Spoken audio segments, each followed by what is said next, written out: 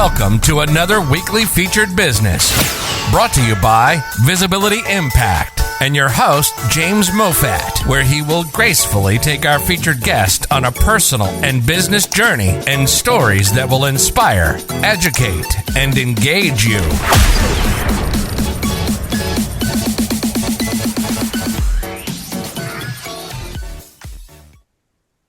Hello and welcome to another Friday Featured Business brought to you by Visibility Impact and your host, myself, James Moffat. Today we have our 141st guest, a milestone for us, and hopefully that number means something, but let's see as we go through. So today's guest, I'm going to let her introduce herself very quickly, and then we're going to take her on a journey from her childhood to where she is now. So 𝗙𝗘𝗔𝗧𝗨𝗥𝗘𝗗, welcome to the show. Thank you. Hi, James. I'm so excited and nervous at the same time being on your show. But I think we're just going to focus on having fun, telling my story and sharing insights that we share. So I'm looking forward to it. Me too. And actually, I've been a guest on your show. Yeah. So that was a magical and beautiful experience, and you were a fantastic host. So now it's my turn to host you. Yeah. So let's get going. So that's, first of all, we take our guests on a journey, but we want to know where they are, as in where they're living now and where they're originally from. So Julie, where are you living now? I'm living now in Ireland, the Republic of Ireland, in Dublin. And as probably everyone can hear, I'm not from Ireland. I'm from France, and I was born in a city very close to Paris, and I grew up in Paris suburbs. So that's where I started.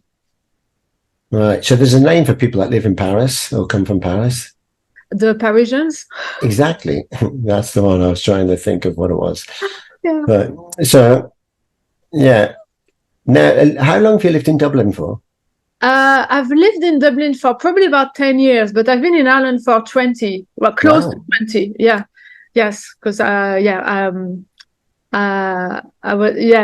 horses brought me to Ireland. So, so I started living in the area where there were horses, basically. Right. So we'll come on to that shortly. So I'm just going to hold you there. And horses brought you there, but you didn't go there on a horse. No, I got there in my car on the boat. Yes. Yeah. Okay. Yeah. So I'm fascinated by that. So obviously horses mean a lot to you. And growing up as a child, did you like horses then? Well, yeah, except my mother loved horses. And I just followed on the tracks, She was the one who was really got the horse virus in the first place in the family.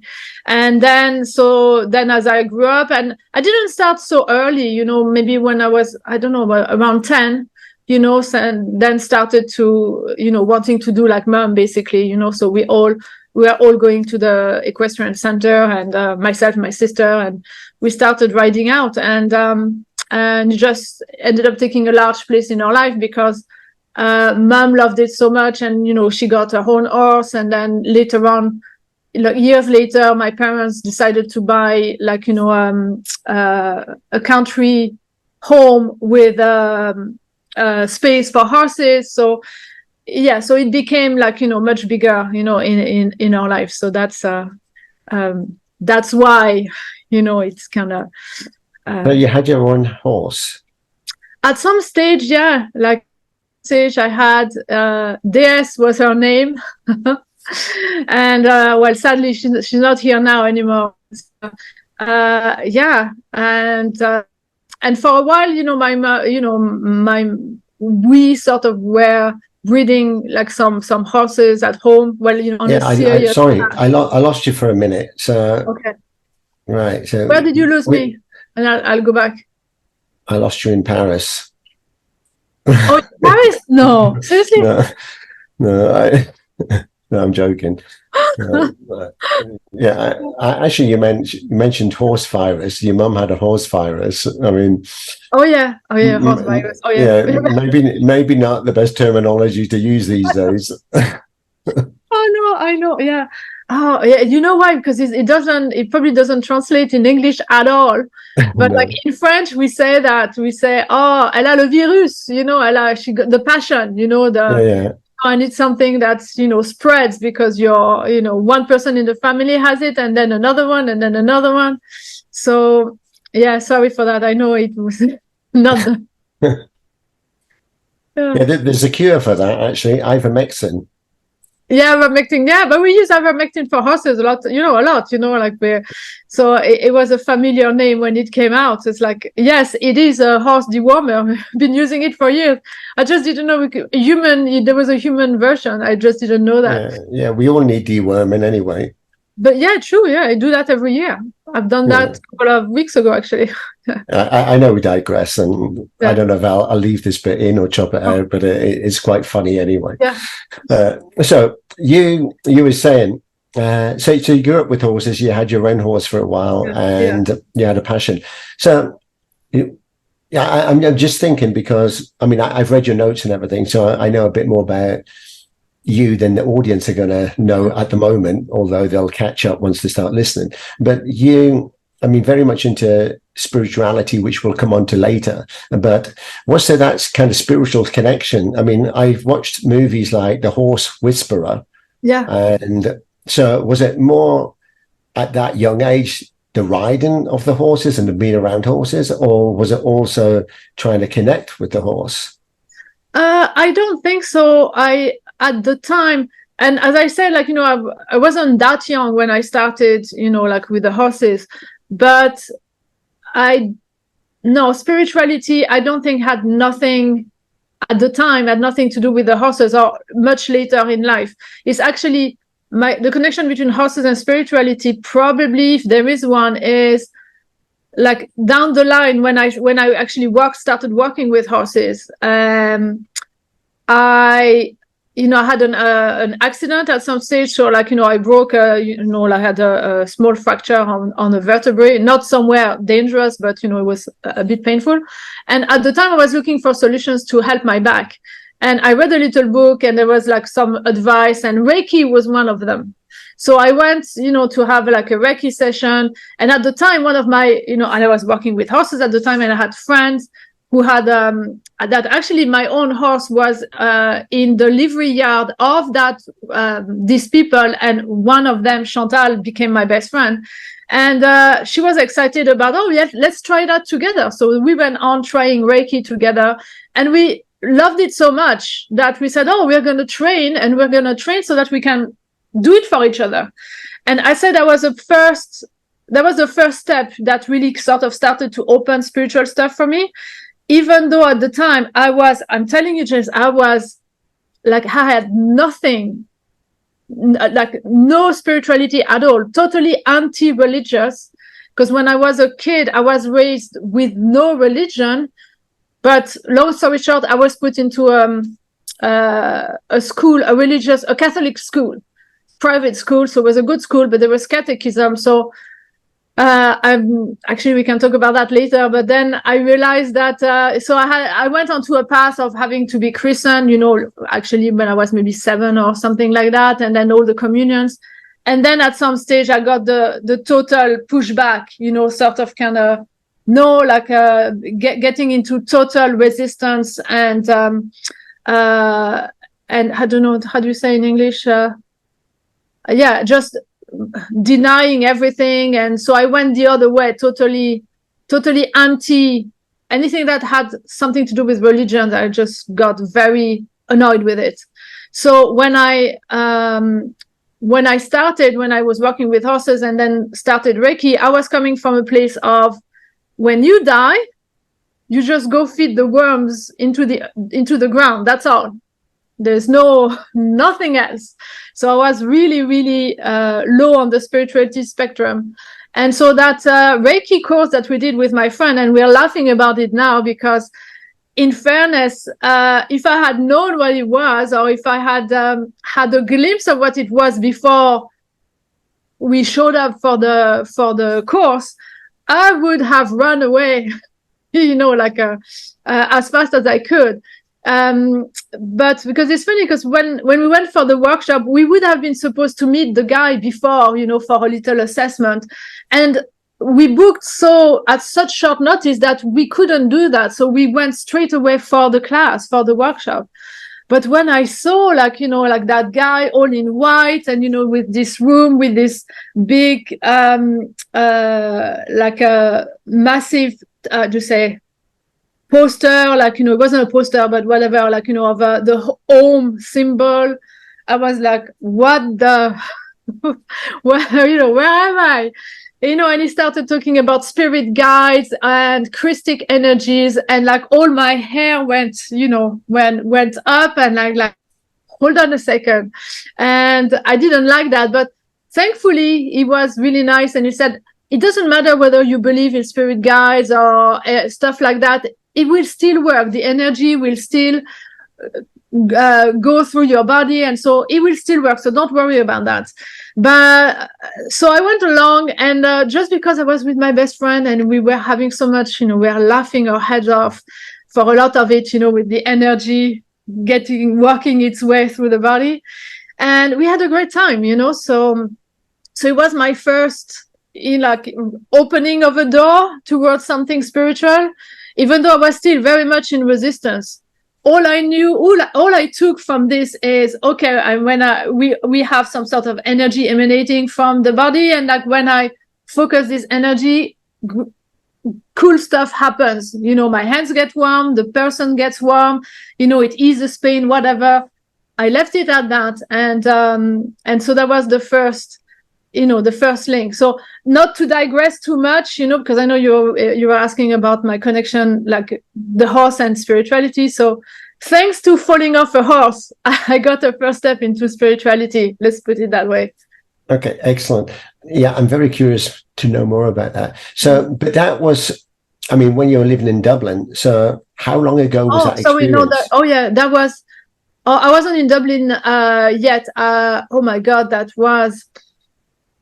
must have been 25 years ago, maybe. Oh, so before you went to Dublin then. Oh, yeah. Before I went to Dublin, yeah. Yeah, I'd say probably something like that. Yeah, 25 years. Yeah. So your first taste of Reiki and doing something different kind of opened your mind. Yeah. And then from there, you kind of, we're not going to go into this just now, but you're curious to know more. Yeah, curious to know more. Yeah, and a little bit like in between curious and resistant. But after we did the Reiki workshop, my friend, who was a lot more open spiritually. She had beliefs, about, I wouldn't say she was religious, but Jesus or God. She was a lot more open to that. And straight away when we started practicing, she had fantastic experiences that I was jealous of. I was like, oh, I wish I had these amazing feelings, she would do a Reiki, and then she would see stuff, and when she would say it to the person, it would make so much sense, to the point that she even was doing remote viewing. Like she would do, her mom would ask her to do some to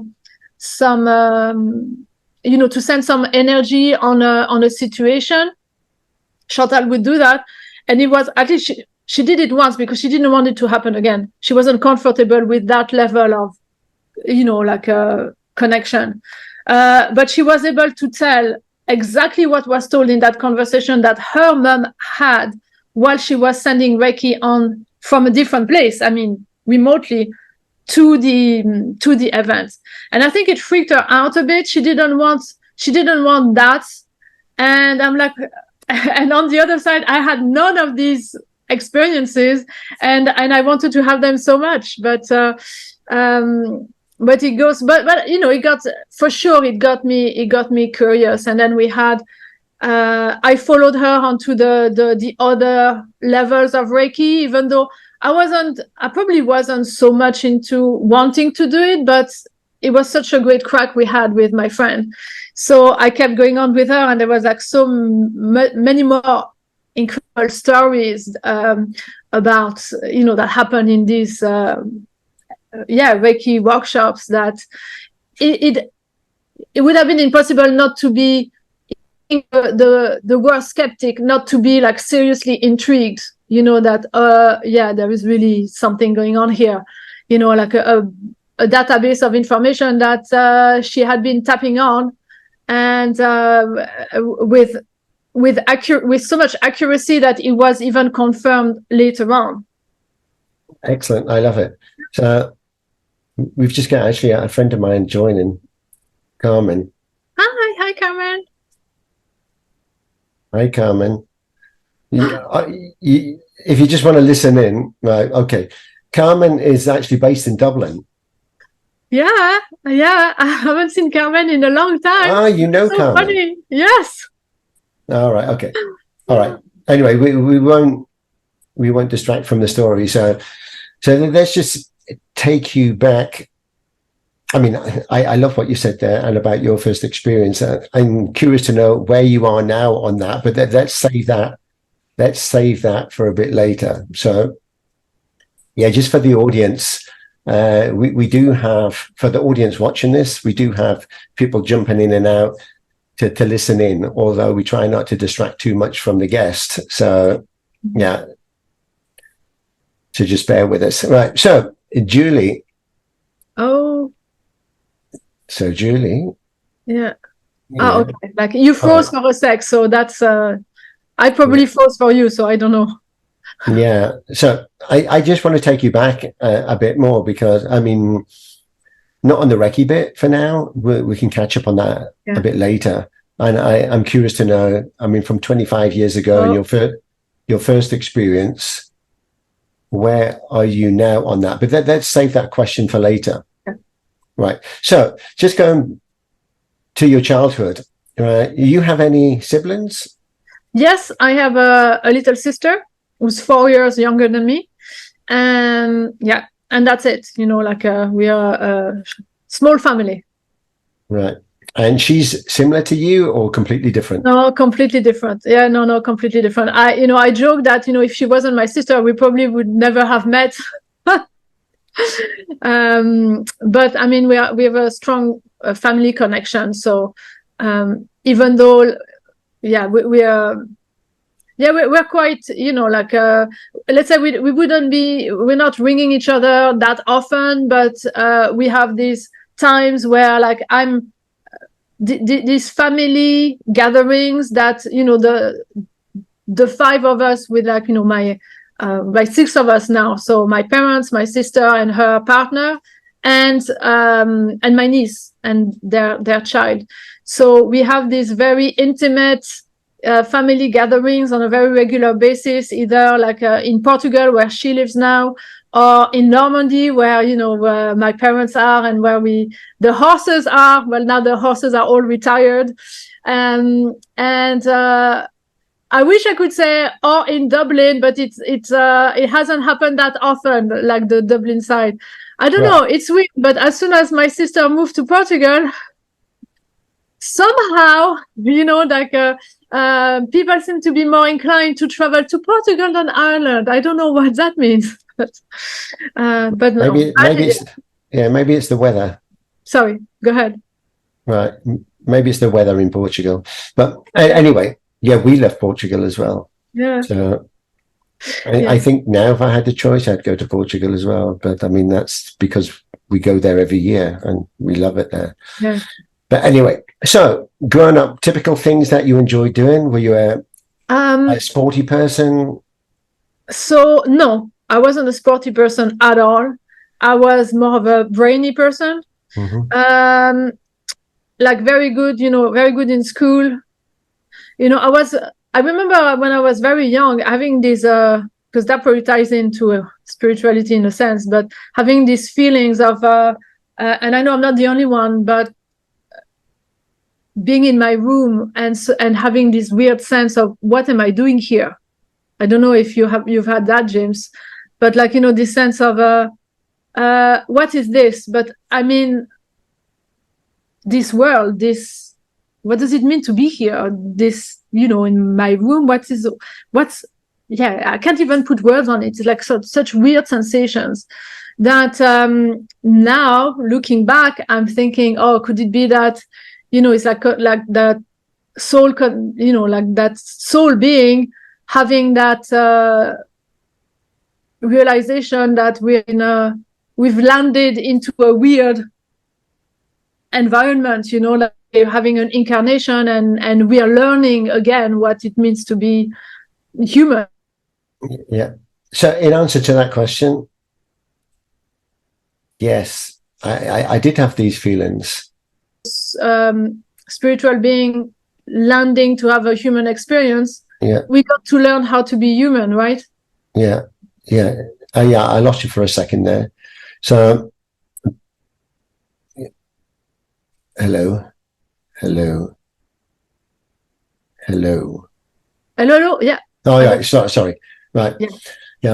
I lost your connection for a minute. So in answer to your question, did I have these experiences as a kid?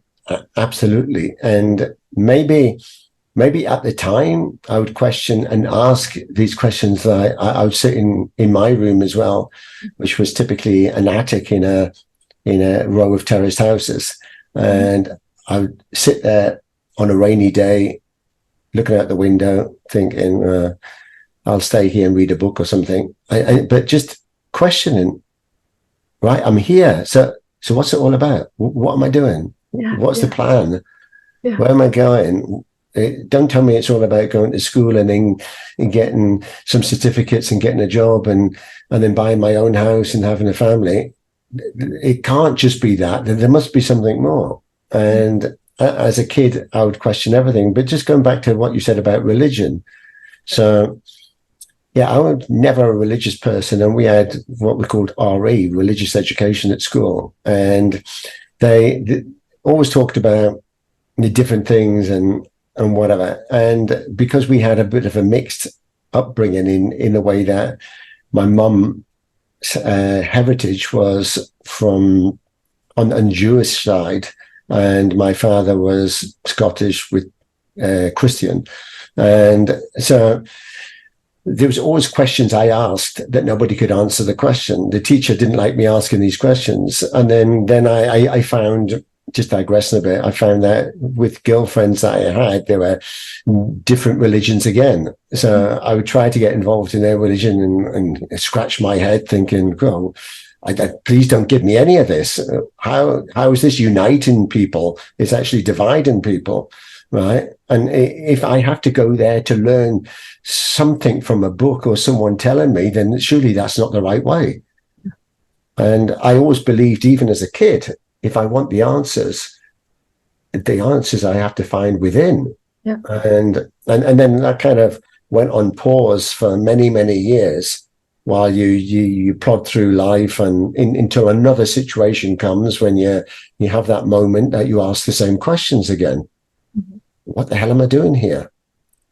But anyway, it's not about me, it's about you. So yeah, no, I relate to everything that you're saying. Yeah. Yeah. But I hear you. And more so now, when you see all the conflict and troubles in the world, then you have to question, well, is religion bringing people together or is it actually dividing them? Yeah. Right? And the essence of religion, is not what we think it is. It's something different. But anyway. Yeah. So yeah, let's look at kind of growing up. So growing up, what was your experience like? At school, then study, and then what was your path? What did you want as a child? The direction you were going. So coming back to that, seeing that we had this questioning of what am I doing here, and now seeing it as an adult, it's like, okay, probably the soul kind of having this.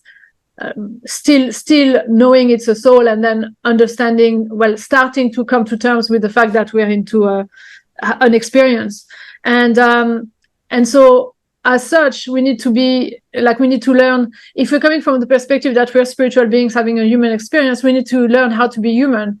And let's put it that way. In my childhood, I was great at learning how to be human the way that I was told to be a human. So, and learning through like being very sensitive to what's appreciated.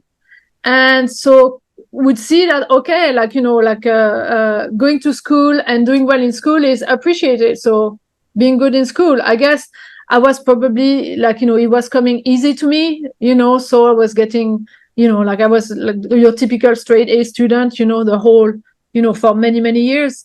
And but that's what, you know, that's what's expected, and that's what makes your parents happy, that's what makes your teachers happy. So I guess I was like not asking myself much what I want. What was clear, what I didn't like, the only thing that I was not good at, because you asked me if I was a sporty person then, no, I wasn't good in sports at all. You know, that was the one area that you know, actually the body, you know, like using the body, like movement, that I probably wasn't very comfortable. So now it's just dawns on me now that, you know, if you're talking about, you know, the soul, the human experience, maybe like the soul, like maybe, I don't know, maybe I'm the first time in a body. I don't know. I was not finding this, you know, like enjoying the body. It wasn't coming so naturally, but everything intellectual was very easy. So that's how my, you know, my childhood went on, you know, very easy, an easy kid, you know. So I was a very easy child. Yeah. So at that time you're more into board games. Oh, I loved games. If you ask my mom, she's gonna tell you that I was pretty a lot to myself, you know, like in my little bit of a, you know, in my head, in my dreams, like not but I certainly loved games. And often how do you say, because like when we would be playing, because my dad doesn't really like to play, my mom likes to play, but my dad not so much.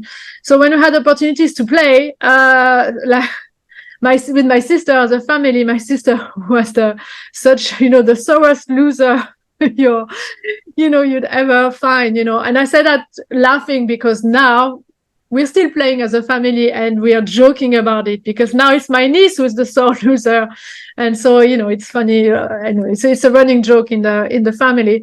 But I also remember like wanting to play more, having more experiences with different types of games, and having this, like I remember this magical game that was, it would have been something that you'd need, you know, there was like the manual was that thick, you know, it would bring you into a story, you know, a little bit, probably like a, you know, a version of Dungeons and Dragons kind of thing. I don't know, you know, because I never played those stuff. But you would need, so I would be on my own, like reading the stuff, hoping for people to play with me, and never ever had the opportunity to play that game, you know. So that's, I remember that yeah, one of my regrets is like that there was not even more playing as a child. There was some, but yeah, I would have loved even more. Yeah, we love board games as kids with the family. So they usually kind of bringing the family together. So like after dinner or something, get the board games out, and particularly on a Sunday. And it was so much fun because even then it was so competitive, which when you look back, that's what it was. But if I look back now and think, would I play the game the same way? Absolutely not. Yeah, I found that the games didn't always bring you together. It brought some frustration and some anger at times, particularly if you played Monopoly. Oh, yeah. And I thought that was a fantastic game at the beginning and as a kid. Yeah. And it was always that, how could you win? How could you like get people to land on you, and how much money they're going to pay you, and all it is. And I'm sort of. Hello. Yeah, and on yours, I don't know. Oh, okay. Oh, that's it. I got you back. Yeah. Yeah. So now when I look at Monopoly, I actually hate it. I think it's a nasty, evil game. Yeah. Right. But we could digress. Do you know that actually I discovered that Monopoly was originally, there's two versions. I think so one actually who kind of invented Monopoly, but like the original version was a collaborative game, I think. So like there was no, and then they made a version that where, you know, like you win over You know, and awful game. I mean, but sorry, go ahead. Yeah, I was just thinking that I've played with the kids here, and my eldest son relishes on the opportunity of bankrupting his siblings, and to the point that they're in tears. And I think, what an awful bloody game, right? And I'm thinking we should do it the other way around. Instead of paying the fines, we should give the money. So I just digressing yet again, I created a new board game that was the opposite. Everything negative I turned into a positive. I can't hear you, James. Sorry, you froze again. So what's the new board game? Yeah, I made everything that was a negative a positive. Okay. So instead of like paying money and getting a fine and this, you were given money, or given, not necessarily money, but given a service, right? So you're helping people. And then at the end, we all respected that the fact that the more you gave, the better you felt. Whereas Monopoly is the opposite. Yeah. But anyway, that's another story. We could have another story just on Monopoly, but I mean, so anyway, board game. But in the notes, it says that, I mean, later you discovered sports. So at what point, because particularly about swimming, I'm curious about your swimming. So how did that come about? So, well, about sports in general, actually it's tied into an interest. Something I've noticed in my life is that there is a lot of things that I wish I would have done, or I had an incline or an interest, or I wanted to do but didn't as a kid, that I ended up like nearly unintentionally like doing later in life or as an adult. So I think sport came about because like I was passionate about horses. I ended up making, horses a career.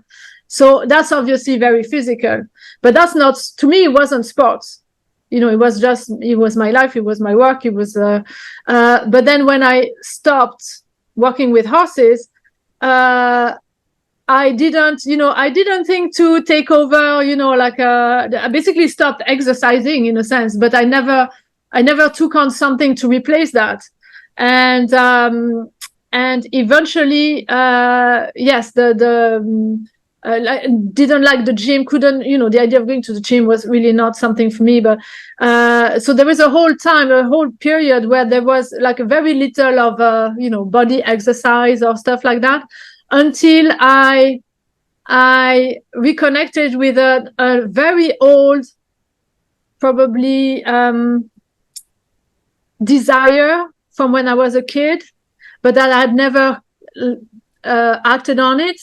When I was a child, my sister was taking dance classes, and I would come and see her, and I would feel it in me that I wanted to do it. But in her classes, at the end of the class, they would always do series of wheels. Do you know what what, I don't know, we say la roue in French, when you're kind of doing a wheel with your body. Cartwheel. Exactly, yeah. And that terrified me because I wasn't a sporty person. So I knew from the gym at school I wouldn't be good at that. And the thought of having to do that in the class was paralyzing me. So I never wanted to actually go and have the dance classes. But it's something I knew from then that is something that I would have wanted. And so years ago, I was in Ireland at the time, well in my 30s, started to take dance classes, and salsa, and that became a big part of my life for a couple of years. So from salsa, salsa bachata at the time, Argentine tango and kizomba, it was a big part of my life for years. And what is kizomba? Kizomba is some call it African tango, Angolan tango, or it's a mix. It originates from Angola, and basically from the dancers from there, like samba with an E, which is a more upbeat, very upbeat. And that has been, with a slowing down of the rhythm of samba, like the different type of music and dance kind of emerge from it. So it looks very much like it's very sensual, like, a couple dance. You're very like, into each other, and a rhythm. I don't know how to describe it. But to me, it was like the sensations of tango, because you're so close, but with the music that I enjoyed, that I appreciated more at the. And you froze again. So, okay. Did I froze for you? No, is that okay? Well, yeah. You did, but I can still hear you talking, so that's okay. So so it's very sensual, and because at the time I had done a bit of tango, and I absolutely loved that connection you have with your partner in tango. But at the time, it has changed afterwards. But at the time, I didn't appreciate the tango music as much, and so kizomba was the bridge between that close connection with another person dancing, and a music that, to my ear, that I enjoyed a lot more. And then later on, I went back to tango with a renewed appreciation of the music and the connection and stuff like that. And then, and then, long story short, but like, health issues, COVID, that sort of kind of stopped me in my tracks. And more recently, so you were asking about the swimming, that was maybe like a year and a half ago. I did a leadership program, leadership training, where like we had 3 months, and a part of that training was we had to give ourselves a goal, a vision project, vision stretch project, they call it. And it could be in any area, could be business, could be relationship, anything we wanted. And at the time, we haven't talked about my health, but health has been an undercurrent that's been shaping my life a lot. So I know I needed something. I needed to exercise, needed to get my body into exercise again. Hated the gym, but I know that I loved swimming. So I thought, okay, I'm going to get myself going into exercise through swimming, thanks to this challenge. And I had tried to, with a friend, I went to have dips in the sea, in the Irish Sea, once or twice the previous winter. And to my surprise, I had really enjoyed it. I said to my surprise because, the water, because of the cold of the water, obviously. And so I thought it's great, because now we know there is a lot of benefits from cold water immersion with the Wim Hof and all of this. So I thought I'm gonna tick a couple of boxes: exercise, and the cold with like the benefits on the immune system, on the metabolism. So I'm gonna do that. So I gave myself this challenge. In 3 months, I would be able to swim a certain distance around Dublin Bay, and that would be it. And when I did a bit of research and asked some friends, okay, I knew a woman who does swim in the morning, and I asked her, okay, what do you recommend? What type of, what distance, what challenge should I give myself? And she said, oh, you should do this, here's where you should go. And actually, I'd love to do that with you. And I'm swimming with a group of friends in the morning. You should join us, and then we can, you'll get the training with us. And I was like, yes, perfect. And she's like, okay, so meet you at the 40-foot, you probably, that is going to ring a bell for you and Carmen, probably not many other people, but that's a specific Dublin where a lot of people go swimming. And I said, perfect. What time? And she's like, okay, so we're swimming at 6:15. I'm like, 6:15. You mean in the evening? It's like, no, in the morning. And so that was the first hour I had. And okay, no, I'm going to do it.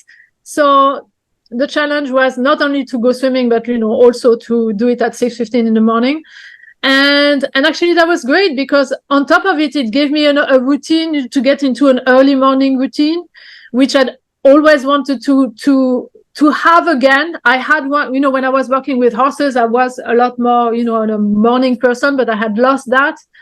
And so it was great. So I decided, I launched myself into it, and then it gave me a lot more than I was expecting. So it gave me, so of course the swimming is great, the cold water, once you get into it, you realize that you get up in the morning and my head would be, I would get up at 5:30 in the morning. My brain would be, why the hell are you doing this? Like, stay in bed. But my body would crave it. It's a very weird sensation. It's like your body gets you, like, there's obviously something good for you, because I could feel my whole being wanting it, even though my head was like, are you crazy? So it got me that. It got me a group of people that, oh my God, it got me a little community of friends, which when I discovered them, I felt a little bit odd. I felt like a bit of an outsider, like they're all, either my age or older, with teenage kids, and having like 9-to-5 jobs, and I'm on my own, self-employed, and I'm like, okay, that's never gonna work. And actually, it's worked the best I could ever have imagined. So I have that little group of friends, of community of swimmers. It's just magical, and funny enough, they're nearly my first Irish friends, because even though I've been in Ireland for so many years, a lot of my connections were also foreigners, not necessarily French, but so I had a couple of Irishmen, but not that many. And then suddenly I'm like surrounded and nurtured by this Irish. And I'm going to say, I really believe there is that, an Irish vibe, that's very welcoming, nurturing, and fun. I need to stress that, the fun of the sense of humor, like, the banter of the Irish people. It is a thing. It's definitely a thing. And I can definitely feel it.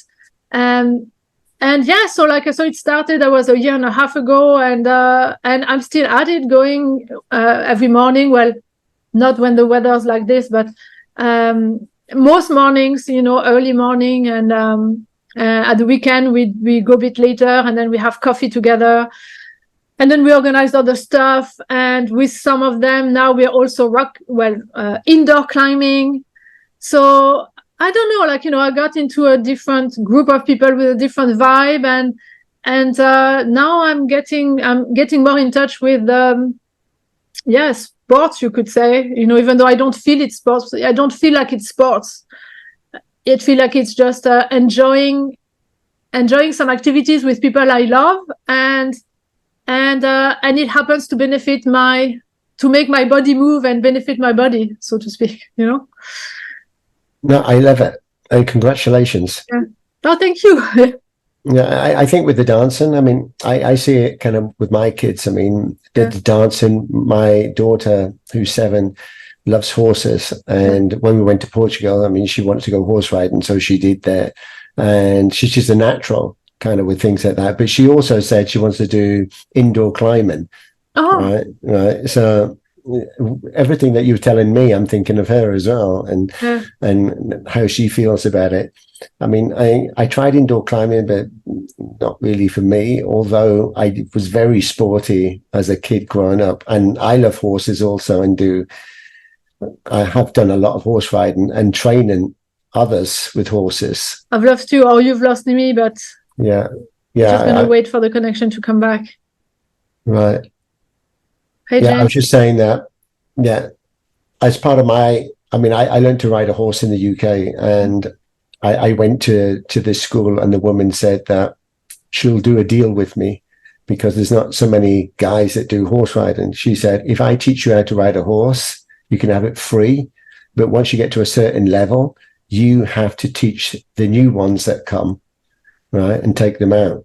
So I did that and loved it, because I had kind of my own horse, and then I was teaching the others. So great fun. That was so cool.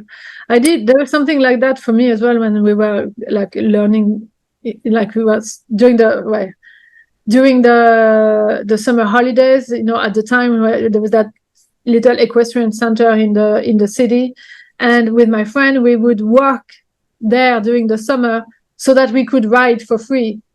So we would do working out the stables and do all of the the cleaning and all the stuff, and then we would ride out for free. That was a little bit of the of the. I think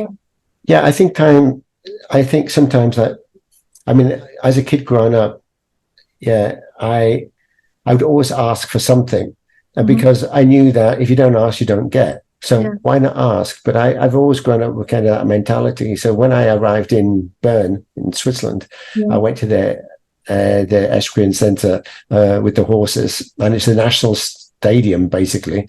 And I wanted to ride a horse, but I didn't want to pay, and I didn't know how you do it. So I just went up and asked. I said, like, I can ride a horse. I haven't got my own horse, but in my British accent, I guess, and the way I presented myself, they quickly found me a horse, and off I went. I think I've lost you again. Hey, James. Yeah, hello. I don't know if you can still hear me. I can, yes. So, yeah, as I was saying, I just asked, and they found me a horse, and then off I went on my own. They just said, off you go. So I went around the whole centre and everything, riding this horse. Hello. Hello. Okay. All right. Yes. Did you hear me? Yeah, I heard. I left. I left it at. You went in Bern. You said, "Oh, I can ride a horse. I don't have my own horse," and that's where I stopped. All right. So I just asked, and then they quickly found me a horse, and then just believed in that I could ride a horse, and set me free to go around the international kind of center outside and whatever I wanted. So I did it. But anyway, that's another story. But I think in life also, you got to ask for things, because if you don't ask, you don't get. And if you don't ask, maybe you're not going to get anyway, but it's worth asking.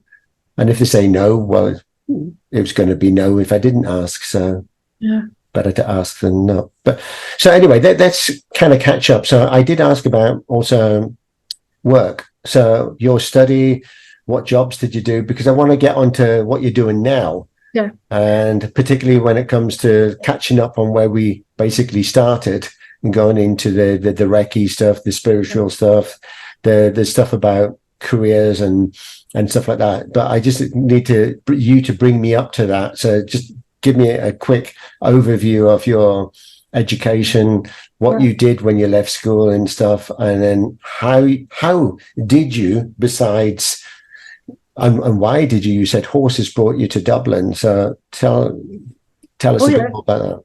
It's going to be very quick. Yes, like I said, I was a good student, and I never really asked myself what I wanted to do when I grew up, so it was a very mental kind of thing. My dad was a notaire, which is a specific kind of lawyer in France. My grandfather was a notaire. My uncle was a notaire. And so I had put in my head that someone in the next generation needed to be one as well, to keep the... So I don't know don't ask me how I got that in my head, but anyway. And so I studied law. I did 4 years, but at the same time, the horses were growing on me, and I was actually looking for something I would really enjoy doing within the legal field, because I grew up hearing my dad saying you can do anything you want, basically anything. You could be a hairdresser, whatever. Anything except horses. Horses is a hobby, not a job. So I was very much kind of into that spirit at first, no problem, going into the studies, law, and I didn't find, I found that it's actually unbeknownst to him, my dad actually discouraged me from a lot of the different legal disciplines.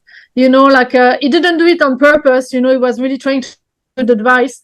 And I had tried like being an apprentice for a month during the summer into his legal firm, and I didn't get I did it too early in the study, so I couldn't appreciate, how the perks of the job, how interesting it could be. And so it discouraged me a little bit. And then I was just looking for like what, and I was getting increasingly demotivated. And what I didn't know at the time, which I think played a huge role, is I now know years later that I have an autoimmune condition, but now I can piece the pieces together, and I know that it started a lot earlier. So I know that I was already experiencing symptoms when I was in university. So it was making me, it was a thyroid related, so low metabolism. So I was experiencing falling asleep a lot, and I thought it was because I didn't like it but I think it was already the health problem. And likewise, I was falling asleep when I was working at my dad's firm, which was highly embarrassing. And so I interpreted it as, this is not for me, but it could have been it could have been. And when you compare that to being with the horse the time, so I couldn't be experiencing that same falling asleep or not, feeling kind of low, because you're always active. So the difference between the two were, obviously I felt more alive with the horses, and eventually that I felt that so strongly, the difference between the studies and feeling always low and falling asleep and compared to being active and enjoying the horses. Obviously, it kind of played a huge role as well. So eventually, I only wanted to do the horses for a year as a sabbatical, but my mother said no. No way, you're not doing that. And so eventually, I think I just blew a fuse. What was expected for so long, and yeah, it wasn't working anymore for me. I wasn't happier. So. So I gave it a try. Long story short, that's why I moved into working with horses. It didn't happen, I'm not going to go in those details, but it didn't happen overnight. There's been a lot of steps towards that too. And I worked in France for a couple of years, an accident actually that brought me to Reiki as well during it. And then one of the last places I worked in France, and it was into working for people who are interested in that, horse racing, so thoroughbred. And I was working in pre-training. So we were breaking the yearlings, where I used to work in France. And not going into the details, but it wasn't working. The atmosphere at work was terrible, and so I needed a break. And I wanted to turn a page, really. It had been like a not a happy period. So I needed to turn a page, and turning a page in the horse industry, like you just change the stud farm you're working in. So apart from moving 5 kilometers away and do the exact same thing, very close to the same people that I was not getting along with anymore, wasn't appealing. So what could I do? Well, actually, I could at least have a different experience and maybe learn something new. So a different language. And actually, I had some English because I had studied a little bit in university too. But so I thought, okay, let's do that in Ireland. So I moved to Ireland, packed my bags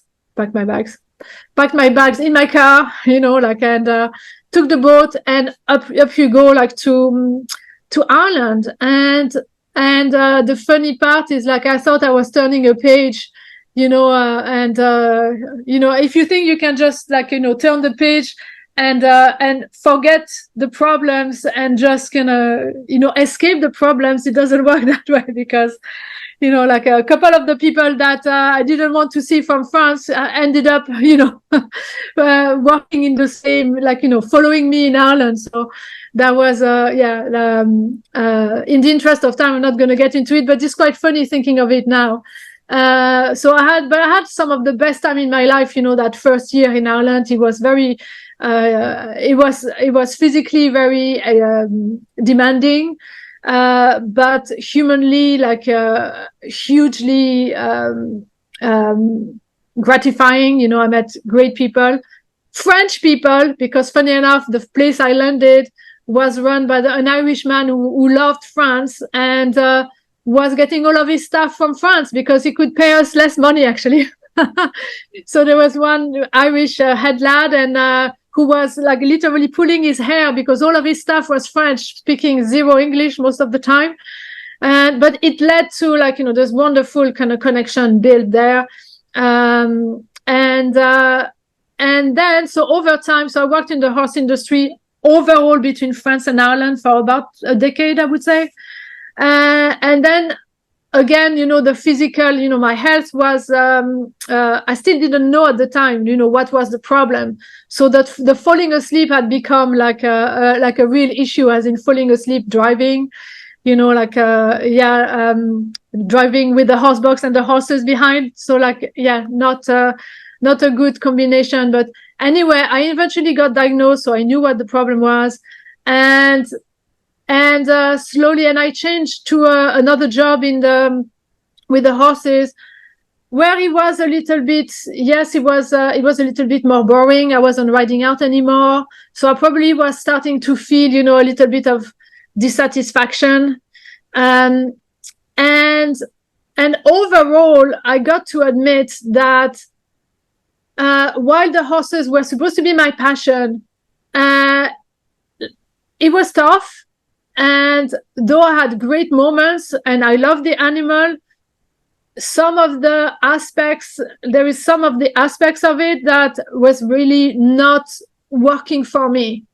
And retrospectively, knowing what I know now, I would have made different decisions, or I would have demanded or refused to do certain things, or working the condition that I was working. But anyway, ended up on my own a lot in this, in the horse industry. It just so happened, there'd be a team, but, I would be the one in charge of, another yard, where I would be working by myself, or, I would be ending up doing some runs and being by myself a lot. And I didn't know, but that's my kryptonite. And so, long story short, I think my health kind of was an issue, and I was starting to be bored and not fulfilled, even though I was supposed to be, it was I chose that path, and I stumbled across adult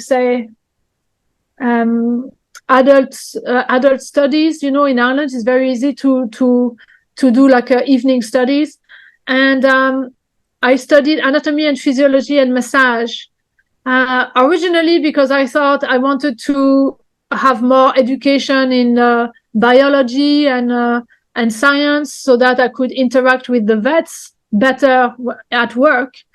But then it opened up a brand new realm for me, because I realized that I didn't even want to study massage at first. I thought I just wanted the biology side of things. But then it was coupled with massage, and I did the massage, and I ended up loving it. And then I realized when I was younger, when I was a teenager, going to the beach with friends, I would always give massage to my friends, and I would always love it. And I'd forgotten about that. And I sort of find that again, and I'm like, oh, actually, I love that. So then I started, I studied that.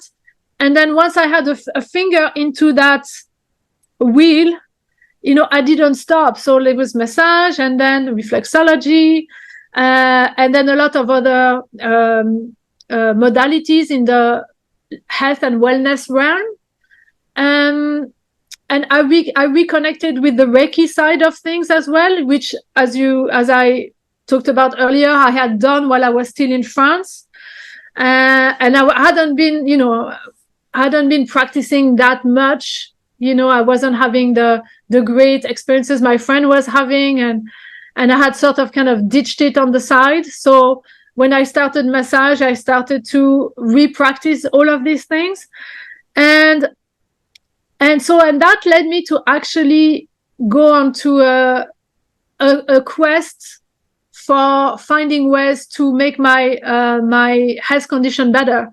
I thought it coincided with a time when I realized that allopathic medicine was going nowhere for me. I would ask questions and I would be shut down. It's like basically just take your tablets and don't ask questions. So eventually it just kind of annoyed me. And so I thought, okay, there was that whole new realm opening to me of complementary therapies, health and wellness. And I enjoyed that. I enjoyed the learning a lot. I was very curious. And it brought me to, it was another journey. So that cohabited. That's another French word probably. But anyway, I did horses and that together, for a while, working a little bit with the horses and then developing my, a practice, massage and reflexology practice on my side. And up until at some stage, I just left the horses completely and went on to be, we could say complementary therapist. So like with massage, reflexology, aromatherapy, some energy healing, so Reiki. And I've been, I've studied so much stuff, James, you wouldn't believe. I haven't practiced everything that I studied, but I did a lot. And the stuff that seemed to be helping me most, then I would go and study and use with clients. But there was always, but I wasn't, again, I wasn't so happy and fulfilled, even though there's the stuff that I enjoyed, but there was still something missing. I'm like, couldn't put my finger on it, but not yet, not feeling super happy, to be honest, in life. So like health was definitely a factor for sure, but I hadn't cracked the code to really feeling happy. And eventually it's, I kept adding on, I kept finding new pieces of the puzzle, like in my discovery of that new realm. So I had started with the body, massage, reflexology, these things. And then when you start studying this stuff, it gets further. So I came across like the realm of the heart math, heart coherence. So the relationship, the damages that stress has on the body, and how heart connection and heart coherence can help manage your stress, your emotions. So that was a big part. And then I stumbled upon the realm of the subconscious, which I had no idea about. And when I fell into that, it's like, oh my God, like everybody should, why are we not learning about in school about the subconscious? It's literally ruling our life. It's running our lives. We function 8%, like our subconscious running the show. And how come nobody ever told me about that? So I got super excited about learning about that. And I thought, okay, now I must have I got the necessary tools to change my life and change other people's lives. Because I constantly had that feeling that, okay, if you're doing a massage here and there, you're not changing anyone's lives. I mean, you're just feeling better for a week or two, and that's it, back to square one. So I had that sort of kind of desire to, it was never enough. It's like,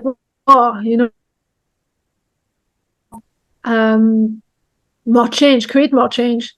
And so it was great. So I had levels of results for myself and clients, but like the path keeps unfolding, and eventually I stumbled upon like the spiritual side caught back on me, actually.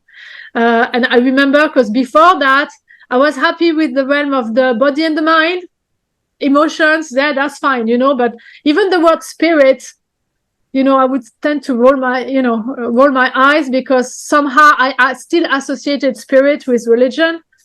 and I still had not gone over the religion.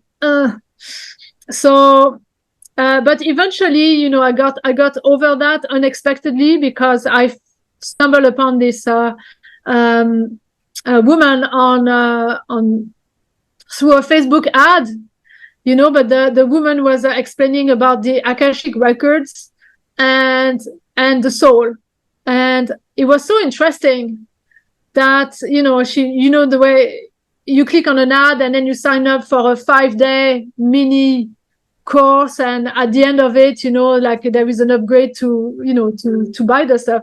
But I mean, it was so good. I was waiting for the next email. It was so interesting. I was like mesmerized that, even sign me up. So I ended up studying something that's called soul realignment, and which is about reading the Akashic records, which for people who don't know, you could say it's the database, the universal database, the memory bank of everything that's being done, thought, felt, that every soul has gone through our experience, through time. So it's like having access to that information that's recorded in the matrix of space-time, you could say.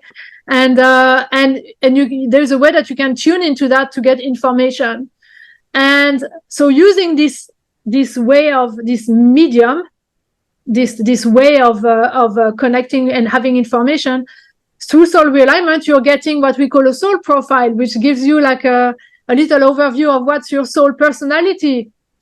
And when I was lucky enough that when I studied that, it was actually the teacher herself who was giving us our own soul profile. So when I received it, I was like shocked and sold at the same time. So there were some details of that soul profile that resonated so profoundly, and they the little details that I there was no doubt for me that there is something there, and at the same time, what the soul profile was saying, I didn't want to hear, because the soul profile was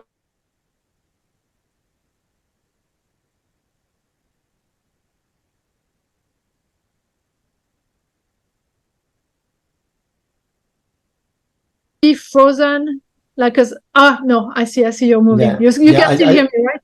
I got to the soul profile. I mean, you said those things that you didn't want to hear, and the soul profile, and then it paused. So basically the soul profile, so there's different types of souls, so we learn about all of the different types because I was studying the modality. And there was one, certain types that I was so envious. I was like, oh yeah, I want to be that one. The one that is super independent and into action taking and doesn't need too much people, like the independent type. And that because that's how I'd been living my life, very in sort of turning into isolation, maybe even, but being self-reliance, that not wanting to rely on people too much, because in a way, I felt I had a strong connection and reliance with my family. I didn't want to have more that to expand beyond. And so yes, living by myself, trying to run my business, very much into, let's say, funnels that, basically avoiding every way possible to have interactions with people in a funny way. So meeting new people, etc. That was at that time. And then the soul profile. So that works very well for a certain type of soul, but it wasn't mine, of course. And so that's what I discovered through this soul profile thing. And the soul profile was saying the opposite. It was saying you need a lot of people interaction. You need being nurtured and nurture other people. So it needs to be interdependency all the time, and yes, and I didn't like that. I knew deeply that it was making sense with my essence. I sort of recognized it, but I didn't like it because that's not how I wanted to live my life. And at that stage, I was very the combination of course, living my life totally counter to my own nature, which was starting to discover, and so my health and everything, I was really low. I was at a really low point. And even though I'd found this soul realignment fantastic, I didn't want to use it too much with people, because somehow my brain was not fully on board, because I still have a logical side, and also I was not applying it to myself to some extent. So it was at the point where I was at the lowest, and I remember sitting on actually this couch that I'm sitting in, lying on it, and I was like so tired, no energy to do anything, and miserable. And I'm like, I can't remember how old I was at the time, but I remember saying, I'm not doing another 40 years of that. It's just either things change or I'm out. And at the time, I knew that things were not going to change unless I changed something. And I had tried loads of different avenues and things for my health through the body side, but I hadn't tried really to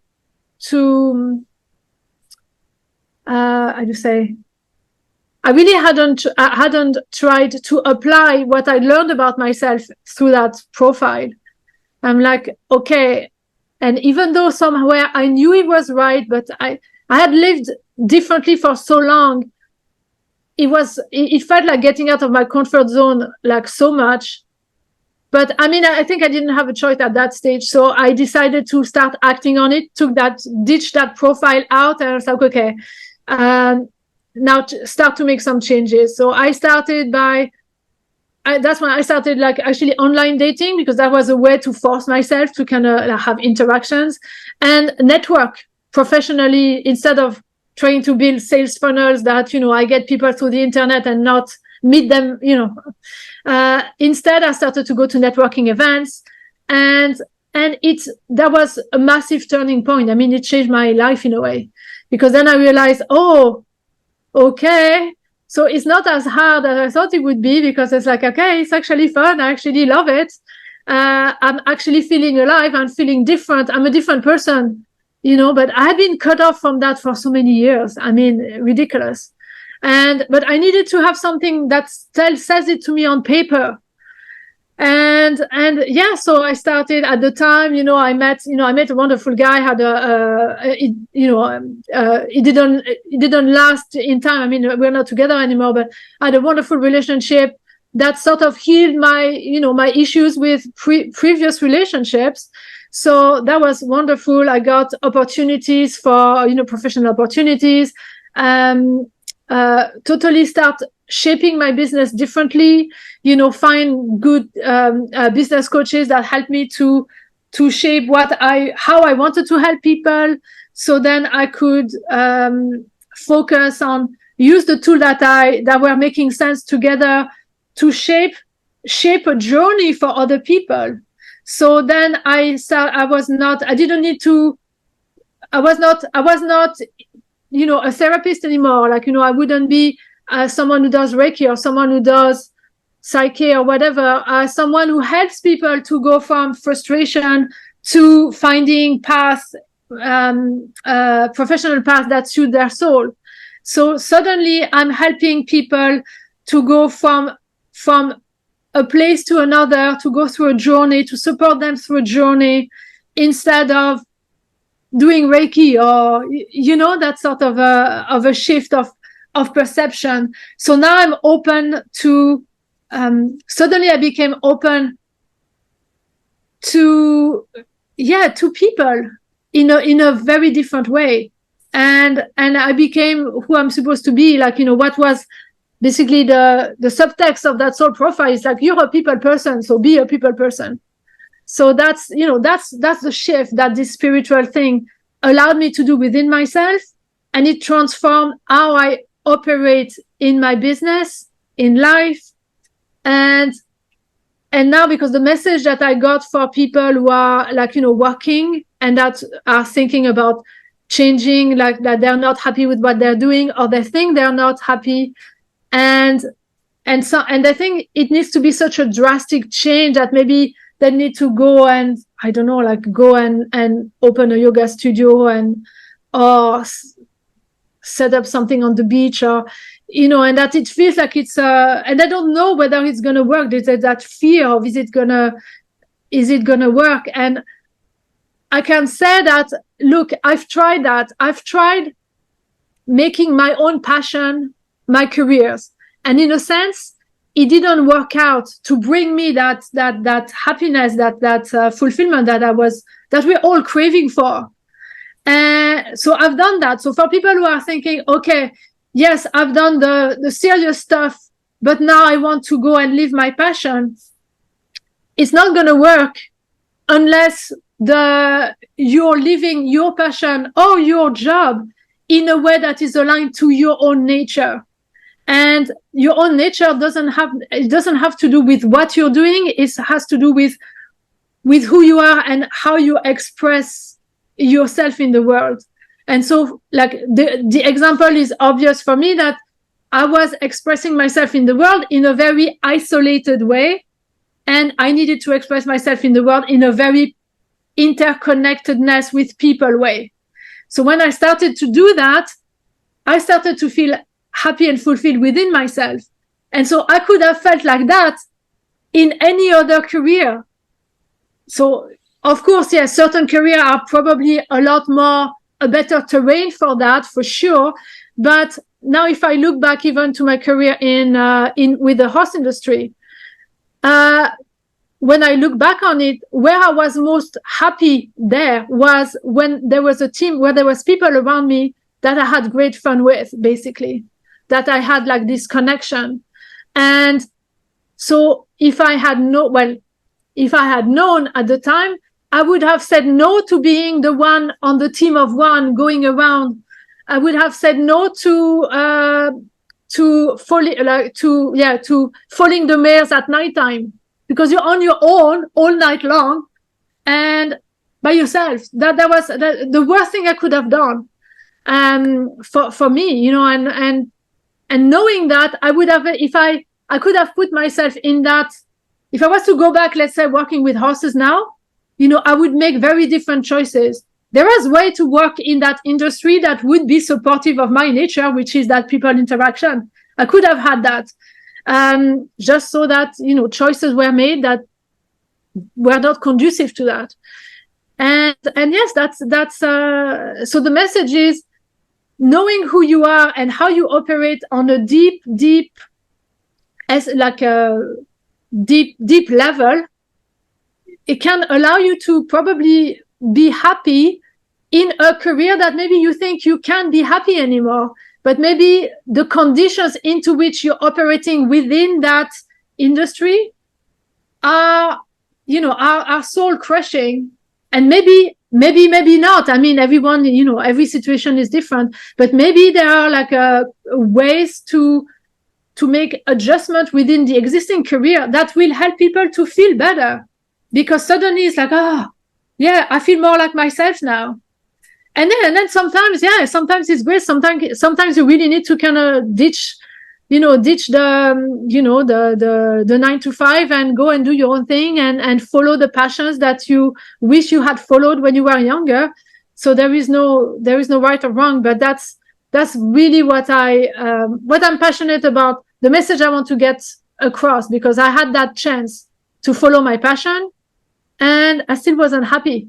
And it had nothing to do with my passion. It had nothing to do with what I was doing. It had everything to do with, I didn't know how I was supposed to operate in life. Like, I didn't know myself enough that way. So I didn't know my own personality somehow. And I was trying to operate based on what I had seen work for other people. You know, I was, like, funny enough, I was operating a lot as what I seen works for my mom. You know, she's that super independent. She can do everything herself. She's very little. She's not such a social person. And it suits her perfect. And it was my role model because I grew up mostly with my mom. My dad, like you, I love very much too, but he was working all the time. So we were not seeing him very much. And funny enough, he would have been he was the perfect role model for a soul like me, because he's very social. He's the exact, like interacting with people, like, super open. And he needs, I can see it's his fuel too, this friends and people interaction.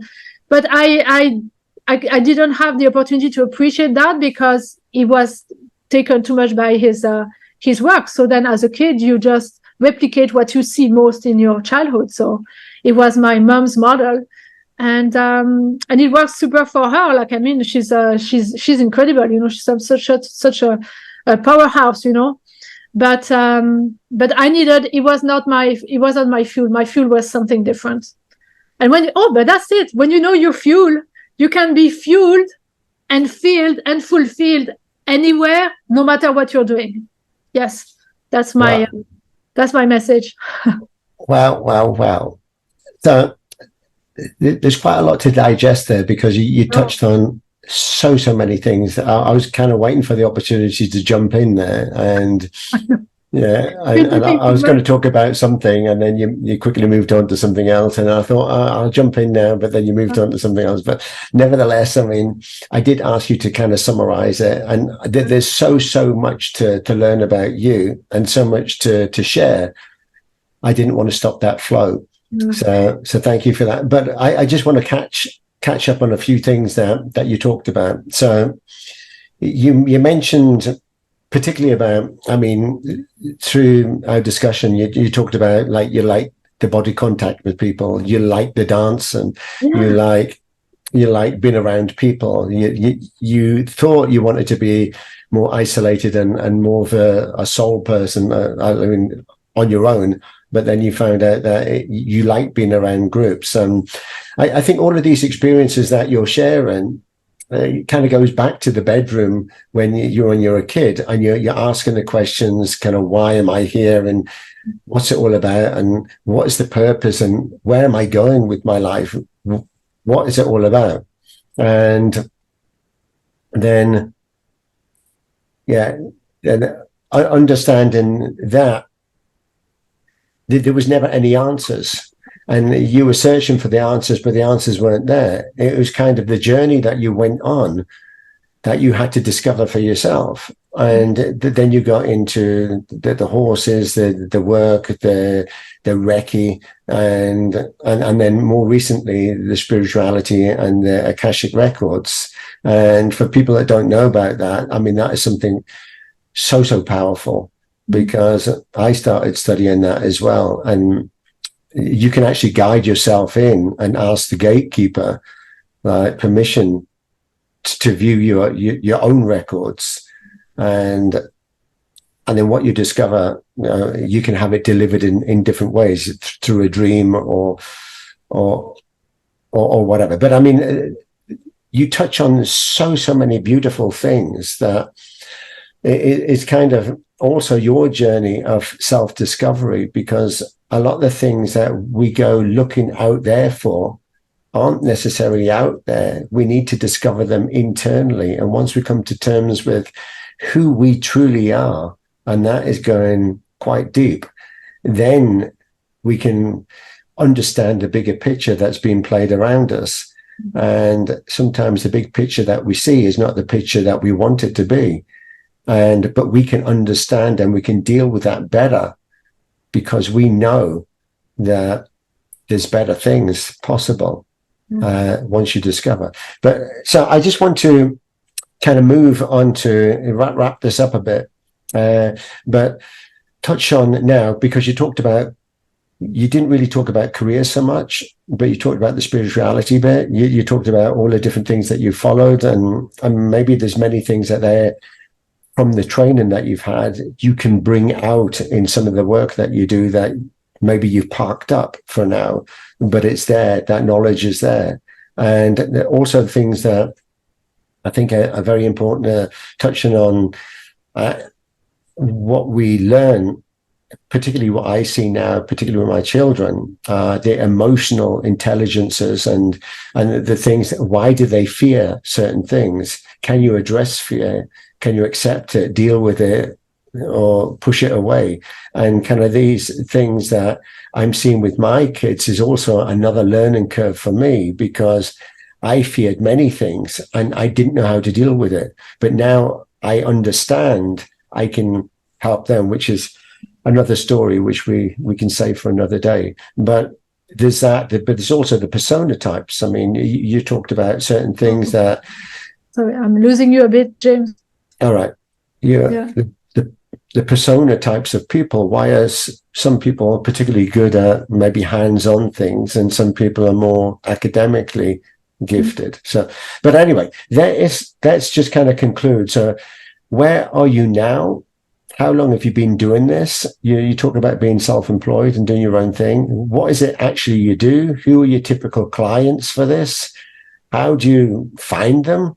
Yeah. And what services do you offer for them? Oh yeah. So I, now you could say, I studied coaching as well. So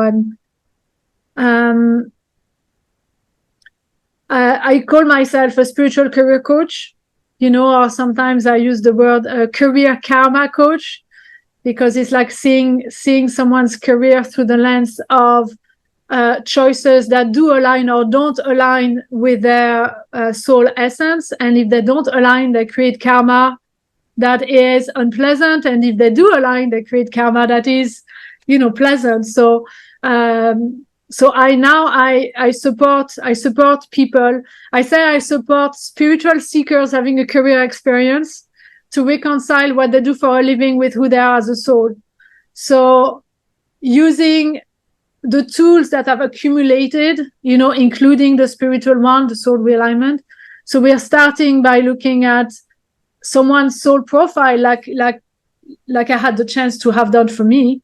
And based on that, okay, so is the career that the person is in, how far, usually, more often than not, it's like how far misaligned is it with that person essence of how they're supposed to operate in the world so that their soul would feel self-expressed.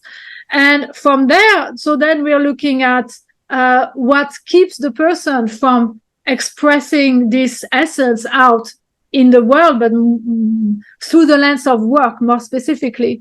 And the idea is like that the person will be able to make the changes that she needs or he needs in order to feel aligned, to feel like who they are inside can be fully expressed in their work environment. And so it can mean having, like I said earlier, small adjustments, but sometimes it might mean like wanting to do something completely different. And so that's the ideal of like, that's where we're starting with the soul profile. And like the idea is like at the end, changes are made where the person finally starts to feel self-expressed and fulfilled.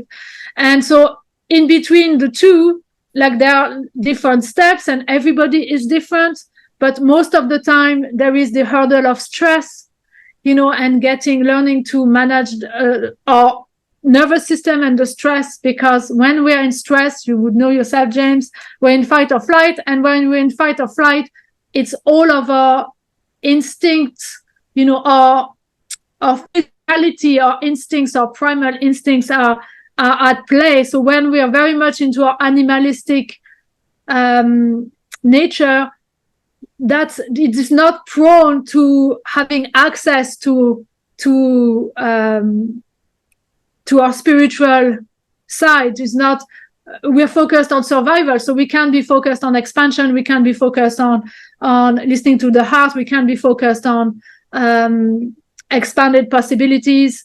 And so like the first thing that I keep having to remind myself as well for myself is to manage the nervous system, manage the stress, so that we get a chance to be able to hear the voice of our own spirit, the voice of our soul. So there is that aspect, and depending on people, it might be more or less necessary. And then there is the realm of our conditioning, like the beliefs that we've accumulated through life, our subconscious beliefs, and what we believe we deserve, what we believe we if we believe we're good enough or not good enough. So there is an aspect of we can like on the journey to make the changes that the person will need or want to make. Some of these beliefs will be really an inconvenience, will really be holding them back, anything along, self-esteem and being enough.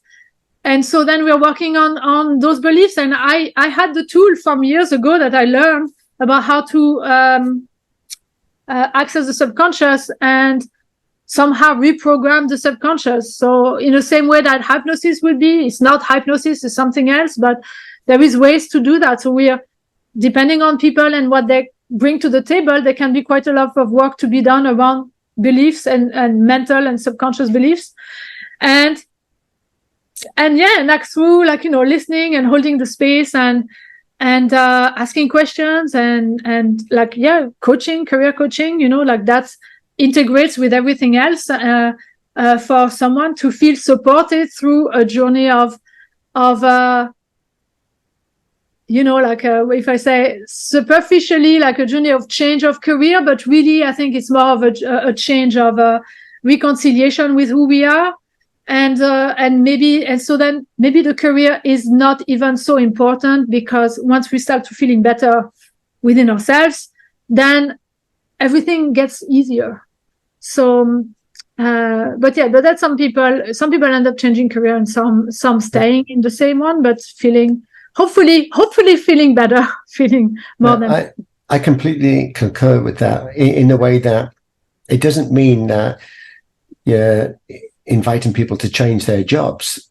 No. It's helping them understand, particularly like if they've got challenges in the workplace, then whether it's with colleagues or the boss or with the job or whatever, it's to understand how to deal with them in a different way.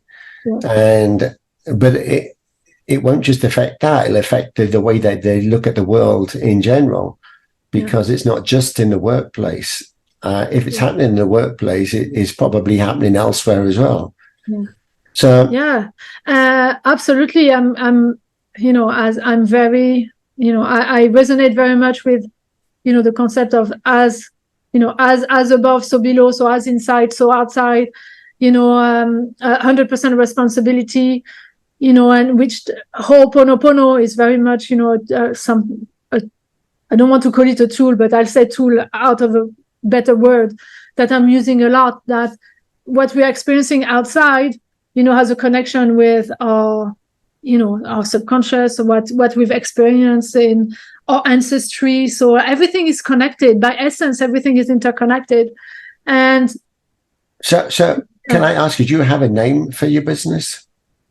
My 𝗙𝗘𝗔𝗧𝗨𝗥𝗘𝗗, no, I call it career realignment. Good question. Actually, yes, my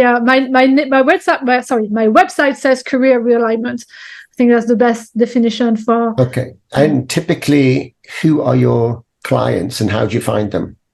So my clients so far have been mostly women, and either in some tech sector, like some of the GAFAM style places, and some in the, actually funny enough, the legal industry, and more recently women in healthcare, actually, people working in healthcare who are not so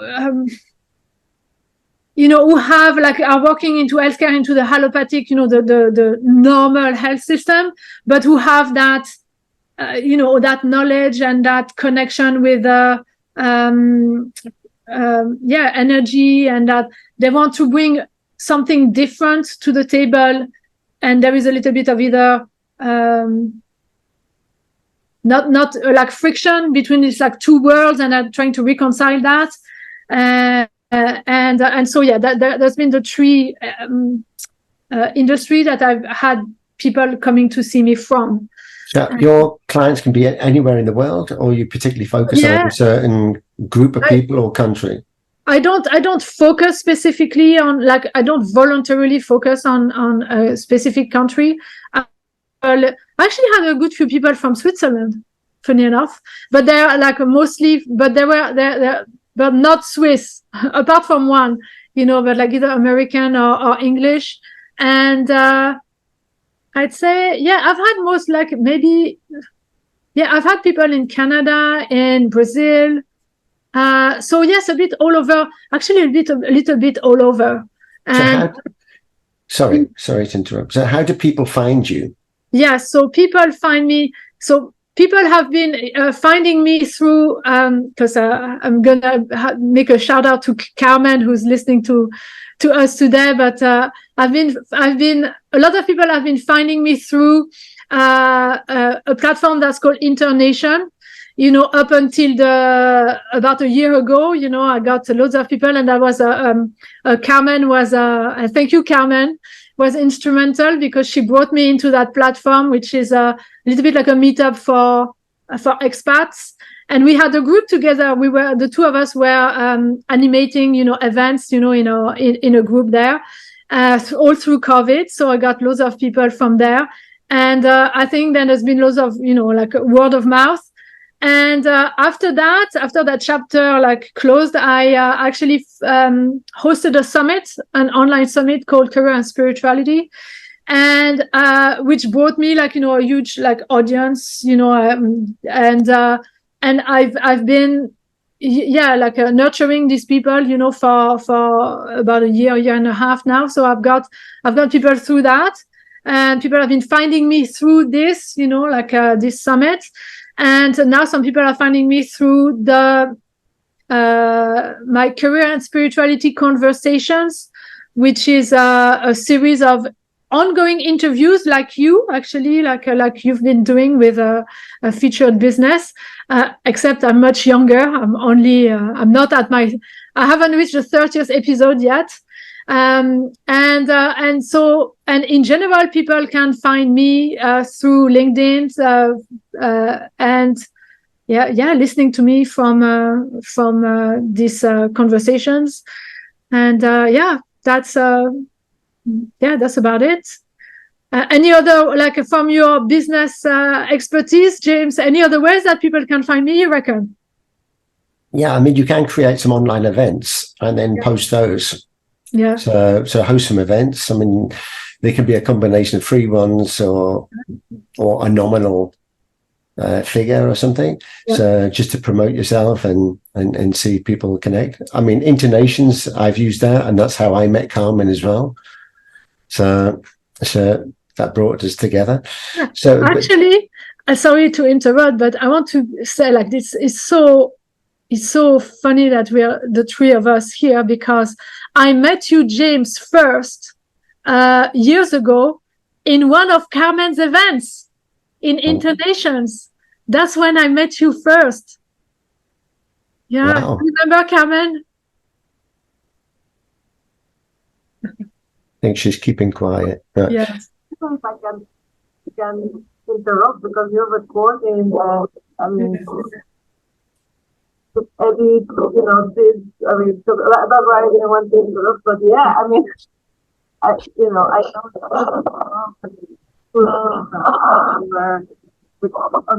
during the pandemic, every day doing the meditation, and it's funny because I was doing it pretty much because you were doing it. I can't hear you very well, Carmen. I don't know if it's the same. Yeah. Sorry. So no, I was doing the meditation because you were doing it. And it was until very recent that I was listening to Joe Dispenza, which, can you hear me? Yeah, back. Okay. And he was explaining all the benefits of the coherence meditation. And I was like, wow. And it was so nice, because you were always starting with put your hand on your heart and feel the love of your heart. And, so yeah, I think I do miss that. And I've been meaning to ring you and to meet, but it's so busy. But we definitely, let's meet. Okay. Yes. And James, you need to come to Ireland, okay? Yeah, I mean, Carmen has become a dear friend of mine as well. So we've known each other for many, many years, and actually we speak basically on a nearly a daily basis. So I'm losing you guys. Okay, sorry. all right. So yeah, I was just saying, Carmen and I have been friends for many years, and we speak typically on a daily basis, right? Not intentionally, but we. I'm so sorry. Oh, she cannot hear. Her internet, is your internet not good? Okay. Yeah. Right. Yeah, I was just saying, just to recap, Carmen and I have known each other for many years, and we typically speak on a daily basis. Right. Oh. Yeah. So anyway, yeah, and yeah, we should do a joint event. Yeah. I mean, yeah.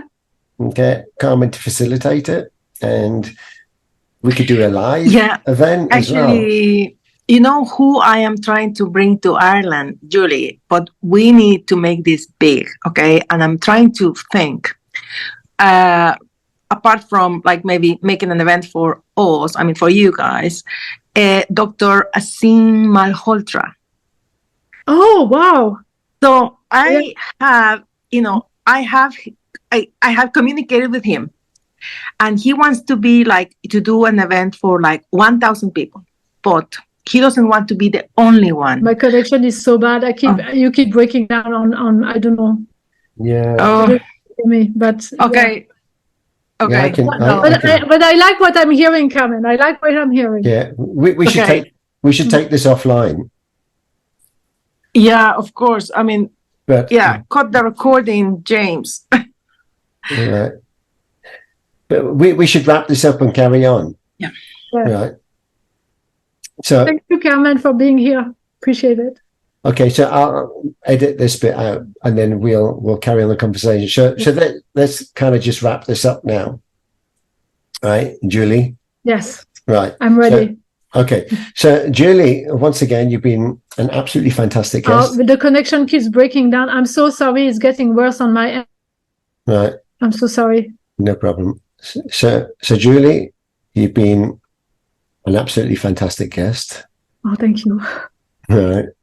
And I love everything that you said, and I could talk all day with you about the various different things that you shared. Right. And yeah, we definitely should do some event together, because I think that would be magical. And yeah, there's so much more I want to talk to you about, but in the essence of time, and I don't want to keep the audience hanging on forever. Hopefully you can still hear me. Yeah, you're back. Okay, so Julie, if you can just tell us the best ways to connect with you and to reach out to you, and then if you've got, just to conclude, any final comments that you want to share. Okay, so ways to find me is on LinkedIn. It's very easy because we can also chat directly there. So it's Julie Paul. And I'm sure that James has all the links somewhere. And on my website, juliepaul.com, they are probably the best two ways. And from with the website or LinkedIn, you can access me in every way. So that's the best. And as last words, I would say that yes, we're seeing so much discord and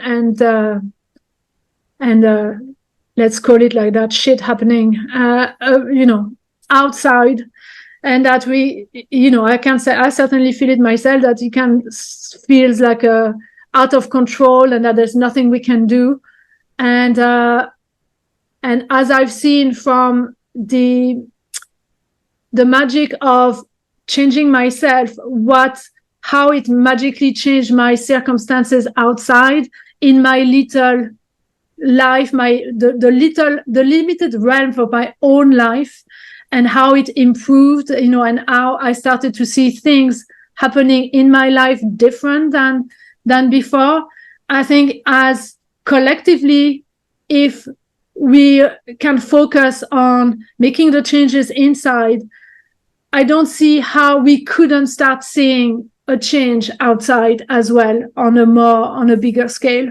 So yes, starting with that. And especially that if we're too focused out, we are going to run into the impact of that distressing and throw ourselves out even more. So let's get back to center, to have a chance to see a change for ourselves and also in the world. So that would be my Beautiful. finish. Yes. I love it. So thank you very much once again for being our 141st guest. Right.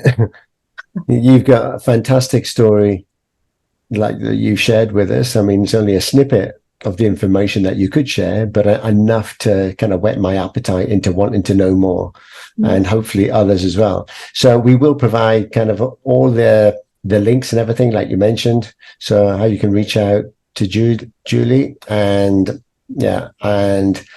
feel free to follow her. We didn't touch too much on your podcasting, but you do that as well. And you have some magical guests there. So we'll provide all the links so people can catch up on that. So once again, have a great weekend, and thank you very much for being a magical guest. Thank you. Thank you, James, for being such a great interviewer and a great human being. I love you. Love you all. Thank you. Bye, Carmen. Wow, that was another Featured Business brought to you by Visibility Impact. If you'd like to be our next featured guest or learn how James Moffat can help you leverage on the art and power of interactive storytelling for your business, reach out and schedule a call now.